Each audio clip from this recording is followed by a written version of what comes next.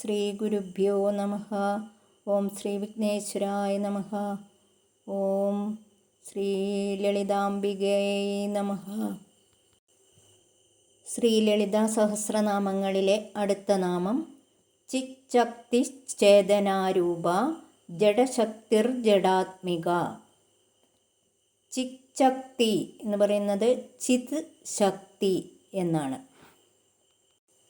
എല്ലാ ജീവനിലും സ്ഥിതി ചെയ്യുന്ന ബോധസ്വരൂപമായ ദേവി, ചൈതന്യസ്വരൂപിണിയായിരിക്കുന്ന ദേവി, പ്രപഞ്ച സൃഷ്ടിക്ക് കാരണമായ ജഡശക്തിയായതും ദേവി തന്നെ, ജഡപ്രപഞ്ചത്തിൻ്റെ രൂപത്തിലുള്ളതും ദേവി തന്നെ.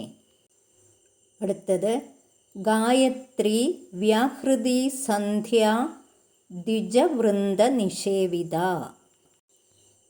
ഗായത്രി മന്ത്രത്തിൻ്റെ സ്വരൂപത്തോടുകൂടി ഇരിക്കുന്ന ദേവി, ഗായന്തം ത്രായതേ, ഗാനം ചൊല്ലുന്നവരെ രക്ഷിക്കുന്ന ദേവി.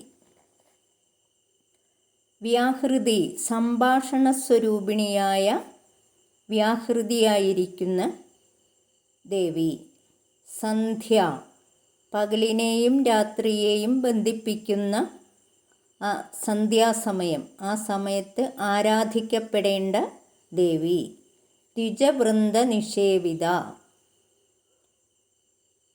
ബ്രാഹ്മണന്മാരാൽ സേവിക്കപ്പെടുന്ന ദേവി എന്ന് പറഞ്ഞിട്ടുണ്ടെങ്കിൽ,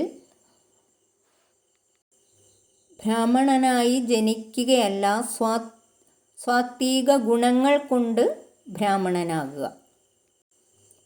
മനുഷ്യത്വവും ഈശ്വരചിന്തയും ഉള്ളവരാൽ സേവിക്കപ്പെടുന്ന ദേവി എന്നർത്ഥം. അടുത്തത് തത്വാസന തത്വമയി പഞ്ചകോശാന്തരസ്ഥിത. 36 തത്വങ്ങളെ ഇരിപ്പിടമാക്കിയിരിക്കുകയാണ് ദേവി. തത് എന്ന പരമാത്മാവും ത്വം എന്ന ജീവാത്മാവും ദേവി തന്നെയാണ്. 5 കോശങ്ങൾക്കുള്ളിൽ വർത്തിക്കുന്ന ആത്മാവായിട്ടിരിക്കുന്ന ദേവി. അടുത്തത് നിസ്സീമ മഹിമ നിത്യയൗവന മദശാലിനി. നിസ്സീമ, സീമ എന്ന് പറഞ്ഞിട്ടുണ്ടെങ്കിൽ അതിരുകളില്ലാത്ത മഹിമകളോട് കൂടിയ ആളാണ് ദേവി. പരിണാമങ്ങളില്ലാതെ നിത്യയൗവനയുക്തയായിട്ടാണ് ദേവി ഇരിക്കുന്നത്.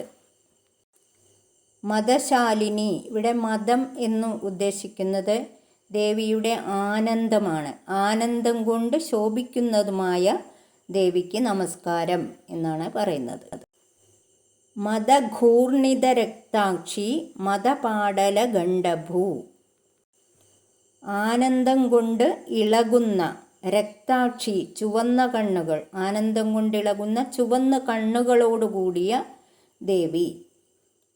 മദലഹരിയിൽ ഇളം ചുവപ്പ് നിറം വീശുന്ന കവിൾത്തടത്തോടുകൂടിയ ദേവി. ചന്ദനദ്രവ ദിഗ്ധാംഗി ചാമ്പേയ കുസുമപ്രിയ.